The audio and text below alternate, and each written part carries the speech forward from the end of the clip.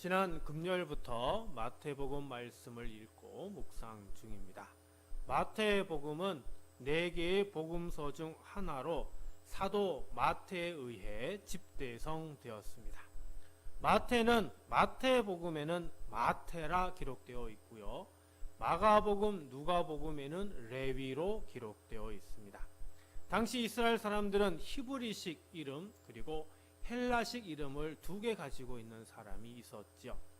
마태의 이름 레이는 히브리식 이름이고 마태는 헬라식 이름입니다. 마태는 세간으로 세금을 걷는 사람이었습니다. 세금을 걷었다라고 하는 것은 상당한 재력이 있었음을 얘기를 합니다. 그래서 예수님이 부르셨을 때 마태는 자기 집으로 예수님과 제자들을 초청하였을 뿐만 아니라 많은 사람을 초대해서 잔치를 열 수 있을 정도로 부한 사람이었습니다. 하지만 나를 따르라는 예수님의 부르심에 이제 세리 일을 그만두고 예수님의 제자가 됩니다. 마태는 조용한 사람이었던 것 같습니다. 예수님의 제자가 된 이후에 마태에 관한 언급이 복음서를 보면 전혀 기록되어 있지 않기 때문입니다. 겨우 사도행전 1장 13절에서 마가 다락방에 기도하고 있을 때, 성령님을 기다리고 있을 때 마태도 함께 있었다라고 하는 것만 알 수 있습니다. 그리고 그 이후의 소식에서도 마태에 관한 소식은 전혀 찾아볼 수 없습니다. 마태에 관한 소문은 서방 측에서는 순교했다라고 하고요. 동방 측에서는 평화롭게 영면했다라고 할 뿐입니다.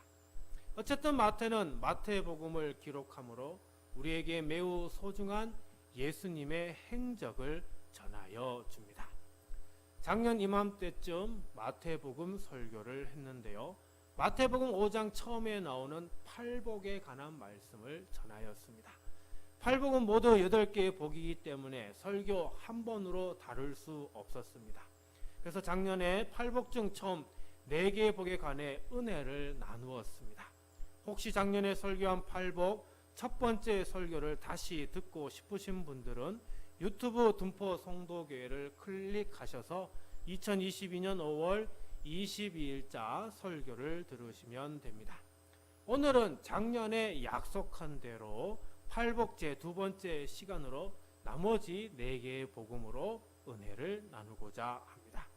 이 시간을 통하여 깊은 깨달음이 있는 시간이 되시고 하나님의 은혜가 함께하는 그런 시간이 되기를 간절히 바랍니다.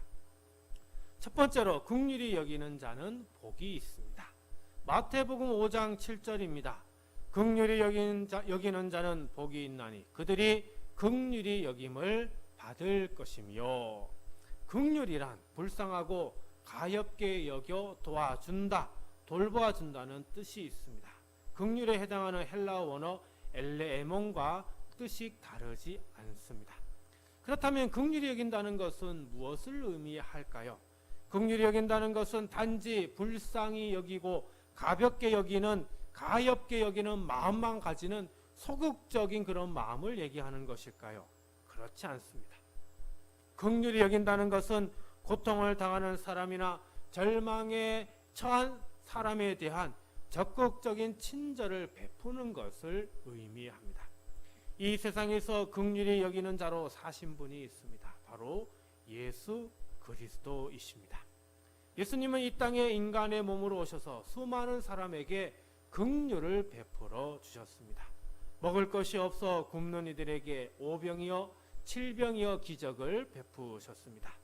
온갖 질병으로 고통 중에 있는 이들의 병을 완전히 고쳐주셨습니다. 귀신 들린 자들에게서 귀신을 쫓아내 주셨습니다. 유대인들의 핍박과 멸시를 받던 사마리아 사람들을 만나 그들을 위로하고 그들의 마음의 상처를 싸매어 주셨습니다.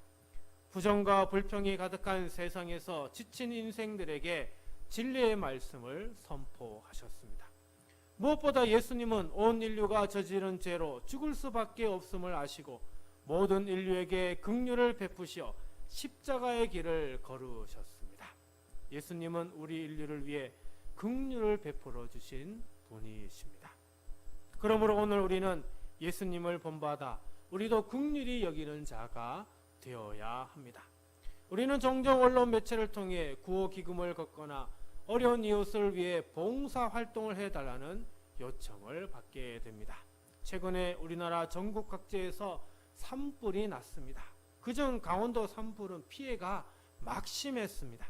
이러한 때에 우리 믿는 성도는 피해를 본 이들에게 긍휼히 여기는 자가 되어야 했습니다. 튀르키예 시리아 지진으로 여전히 수십만 명의 사람들이 생존에 큰 어려움을 겪고 있습니다. 이를 위해 전 세계의 도움의 손길이 필요했습니다. 우리 교단은 지진으로 어려움에 직면한 사람들을 돕기 위해 구호와 모금을 하기로 했고 우리 교회도 여기에 동참했습니다. 우크라이나 러시아 전쟁으로 인해 우크라이나 피해가 막심합니다. 이를 위해 전 세계가 우크라이나를 위해 도움의 손길을 베풀고 있습니다. 우리나라도 전쟁으로 인해 터전을 잃고 난민으로 살아야 했던 시절이 있었습니다. 이때를 잊지 않고 기억하고 있다면 더욱이 우리가 믿는 성도라면 터전을 잃고 난민이 된 이들에게 긍휼히 여기는 자가 되어야 합니다. 하나님은 긍휼히 여기는 자들, 즉 적극적으로 도움의 손길을 베푸는 자들에게 하나님께서도 동일하게 긍휼을 베풀어 주신다 말씀합니다. 믿는 성도인 우리는 나 자신, 내 가정만을 위해 살아서는 아니 됩니다. 믿는 성도는 내 교회만을 위해 살아서도 아니 됩니다. 내가 긍휼히 여기지 않으면 하나님도 우리를 긍휼히 여기시지 않으십니다. 내가 긍휼히 여길 때 하나님도 우리를 긍휼히 여기신다 말씀하고 있습니다. 우리 주변에는 긍휼히 여김을 받아야 할 이들이 참 많이 있습니다. 우리 눈을 조금만 옆으로 돌리면 도움을 주어야 하는 이들이 얼마나 많은지 모릅니다. 우리 교회가 긍휼히 여기는 교회가 되어야 합니다. 우리 교회가 주는처럼 긍휼을 베푸는 교회가 되어야 합니다. 우리 모두 주님처럼 적극적으로 긍휼히 여기는 성도의 삶을 사시길 바랍니다. 그래서 하나님의 긍휼하심을 잊고 살아가는 저와 우리 모두가 되기를 간절히 바랍니다. 두 번째로 마음이 청결한 자는 복이 있습니다. 마태복음 5장 8절입니다. 마음이 청결한 자는 복이 있나니 그들이 하나님을 볼 것이며. 청결이란 국어사전에 단지 맑고 깨끗함을 얘기를 합니다. 청결에 해당하는 헬라어 원어는 카타로스라고 하는 단어인데요. 우리 단어보다 훨씬 넓은 의미를 가지고 있습니다. 청결이란 물리적으로도 불결한 것이 전혀 없는 깨끗하고 순결함을 의미하고 또 도덕적으로도 종교적으로도 불의한 것이 없이 깨끗하고 순결함을 의미합니다. 여기에서 청결함이란 바로 종교적으로 도덕적으로도 불결하지 않고 깨끗하고 순결함을 의미하죠. 그래서 청결은 두 마음을 품지 않고 한 마음 즉 일편단심으로 하나님을 찾는 것을 말합니다. 이 세상에서 한평생 마음이 청결한 자로 사신 분이 계십니다. 한평생 일편단심으로 하나님을 찾은 분이 계십니다. 그분은 바로 예수 그리스도이십니다. 하나님의 아들이신 예수님은 33년의 삶 동안 오직 하나님 한 분만을 찾고 하나님만을 또 찾으셨습니다. 예수님은 새벽에 하나님을 찾으셨습니다. 예수님은 늦은 밤에도 하나님을 찾으셨습니다. 예수님은 낮에도 하나님을 찾으셨고 십자가에 달리셨을 때도 하나님을 찾으셨습니다. 예수님은 사람을 만나는 가운데서도 하나님을 찾으셨습니다. 예수님은 조용히 쉬시는 가운데서도 하나님을 찾으셨습니다. 예수님의 말씀에는 세상적인 욕심이 없었습니다. 예수님의 말씀에는 거짓이 존재하지 않았습니다. 예수님의 말씀에는 오직 복음이 있을 뿐입니다. 예수님의 마음에 그 어디에도 죄된 마음, 악한 마음은 찾아볼 수가 없습니다. 하지만 우리는 한 마음으로 살기가 정말 어렵습니다. 이 세상에 살면서 하나님 한 분만을 찾고 살기가 쉽지 않습니다. 사도 바울도 로마서 7장 25절 중 하반절에서 이렇게 얘기를 합니다.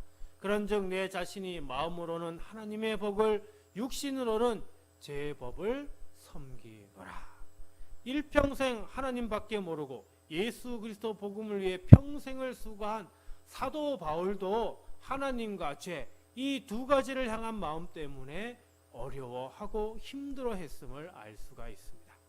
여기에서 우리는 두 마음을 알 수가 있는데요. 하나는 하나님을 향한 마음이고 또 하나는 죄를 향한 마음입니다.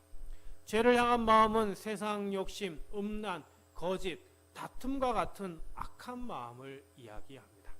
성도는 항상 이 두 가지를 놓고 어디에 우리의 마음을 놓을지 갈팡질팡합니다. 예수님의 동생 야고보는 우리에게 분명히 말씀합니다. 야고보서 4장 8절입니다. 하나님을 가까이 하라. 그리하면 너희를 가까이 하시리라. 죄인들아 손을 깨끗이 하라. 두 마음을 품은 자들아 마음을 성결하게 하라. 두 마음을 품느라 힘들어하지 말고 오직 하나님을 가까이 하라는 겁니다. 그래서 죄를 향한 우리의 손을 깨끗이 하고 우리의 마음을 성결케 하라는 것입니다. 바로 이것이 우리를 청결하게 하는 것이죠. 우리 마음을 청결하게 할 때 비로소 우리는 하나님을 볼 수 있습니다. 하나님을 보고자 한다면, 하나님의 산에 오르고자 한다면 우리는 우리 자신의 마음을 청결하게 해야 합니다. 시편 24편 3절로 4절입니다.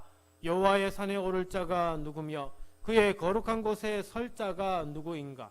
곧 손이 깨끗하며 마음이 청결하며 뜻을 허탄한 데에 두지 아니하며 거짓 맹세하지 아니하는 자로다. 그는 여호와께 복을 받고 구원의 하나님께 의를 얻으리니 이는 여호와를 찾는 족속이요 야곱의 하나님의 얼굴을 구하는 자로다.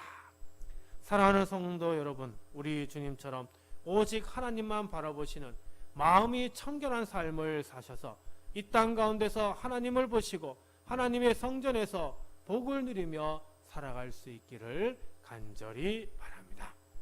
세 번째로 화평하게 하는 자는 복이 있습니다.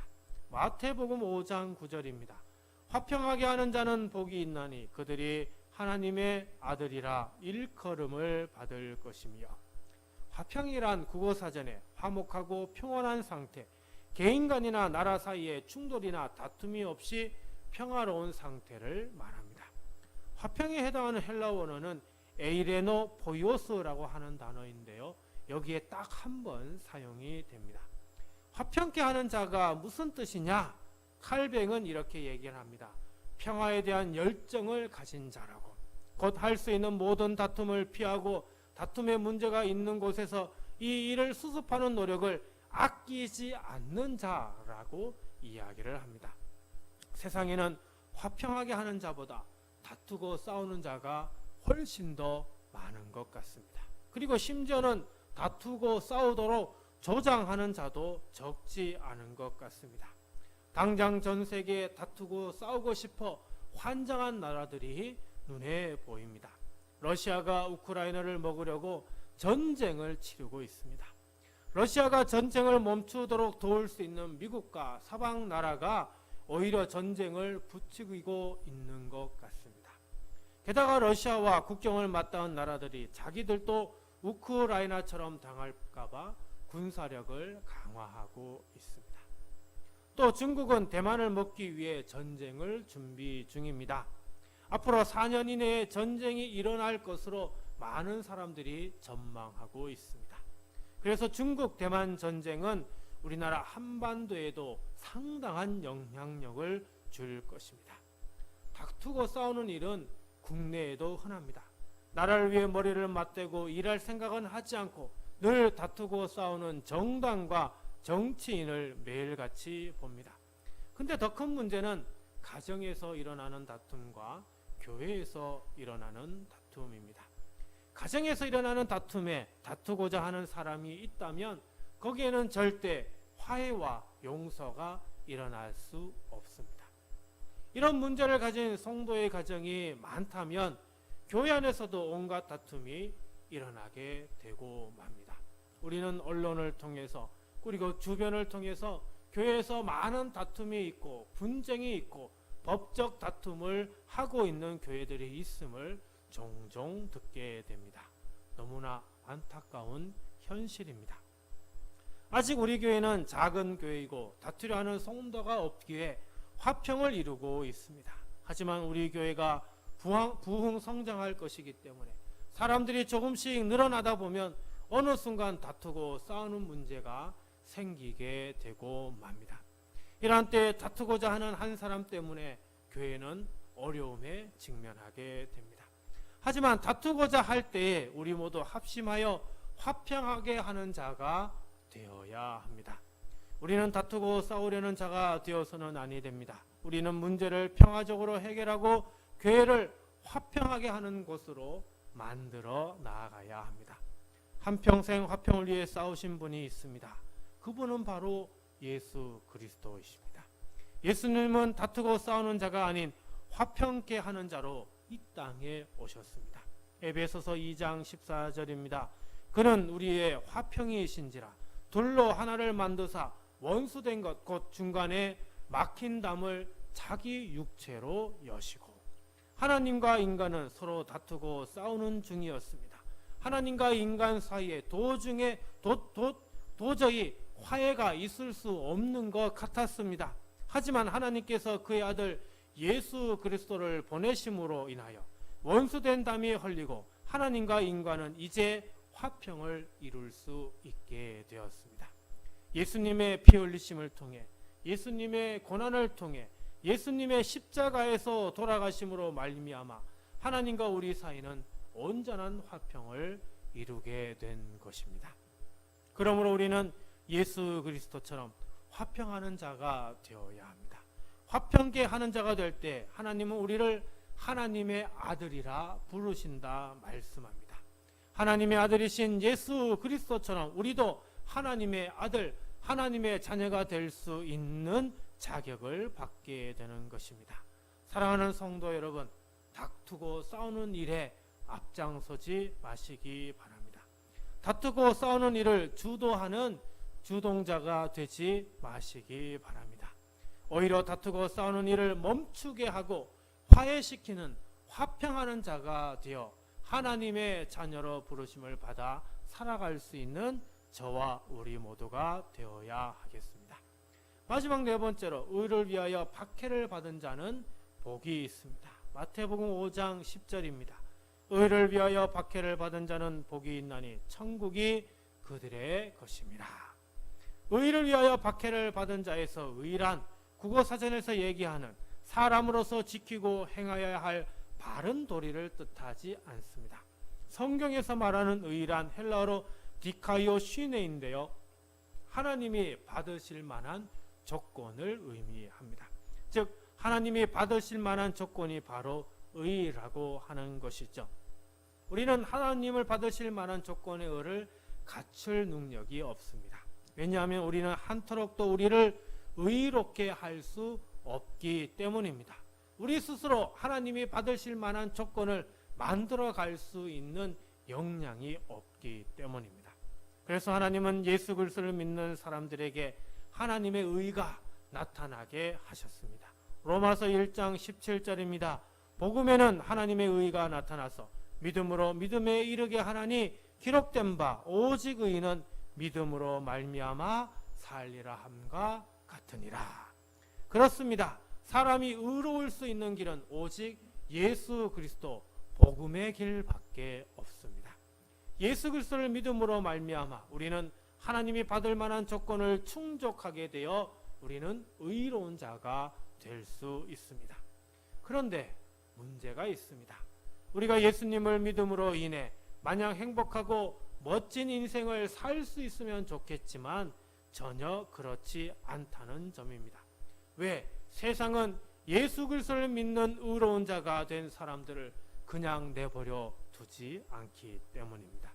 우리를 위협하고 우리를 협박하고 우리를 핍박하며 우리를 어렵게 하고 우리에게 고통을 안겨주기 때문입니다. 먼저 예수님이 그러하셨습니다. 예수님은 의를 위하여 핍박을 받으셨습니다. 예수님은 온 인류를 구원하시기 위해 유대 지도자들과 로마 지도자들에 의해 핍박을 받을 때 그 핍박을 감수하셨고 끝내 죽임을 당하셨습니다. 다시 말하면 예수님을 믿는다고 해서 모든 것이 평화롭고 모든 것이 행복하고 모든 것이 복되고 모든 것이 은혜로운 것은 아니라고 하는 것입니다. 실제로 초대 기독교인들은 유대인과 로마의 핍박을 받았습니다. 우리나라에서도 기독교인들은 온갖 핍박을 받았습니다. 최근에도 기독교는 정치와 언론과 이단에 의해 핍박을 받고 있습니다. 오늘날 성도가 신앙생활 하기가 여간 쉽지 않은 시대가 되고 말았습니다. 하지만 여기에서 중요한 것은 예수 그리스도를 믿음으로 박해를 받은 자는 복이 있다는 겁니다. 왜? 천국이 그들의 것이기 때문입니다. 모든 사람이 핍박과 박해를 받는데 그런데도 끝까지 하나님을 믿는 믿음을 버리지 않았기 때문에 하나님은 그들의 그 신앙을 기억하시고 우리 모두에게 하나님의 나라 천국을 약속하여 주신 것입니다. 우리는 알게 모르게 주변과 이웃을 통해 어려움을 겪습니다. 또 우리는 주변의 유혹과 시험으로 인해 신앙의 갈등을 겪기도 합니다. 이 유혹과 시험에는 가족도 있고요, 직장 동료도 있을 수 있고요, 그리고 이단도 여기에 해당합니다. 이 모든 박해를 받는 것에 우리는 감사해야 합니다. 그리고 이 모든 박해를 믿음으로 이겨나가야 합니다. 그리할 때 하나님의 나라 천국은 우리의 것이 됩니다.